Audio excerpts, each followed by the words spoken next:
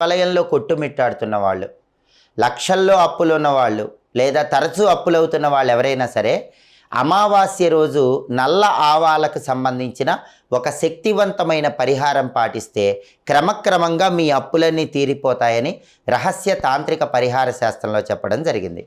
అమావాస్య రోజు మీరేం చేయాలంటే నల్ల ఆవాలు కొన్ని చేతిలో పట్టుకొని మీ ఇంటి పైభాగంలో మేడపైకి వెళ్ళి ఆ నల్ల ఆవాలు చేతిలో పట్టుకొని అప్పులు తీరిపోవాలి అనుకుంటూ ఆ మేడ మొత్తం కూడా 3 సార్లు తిరగండి.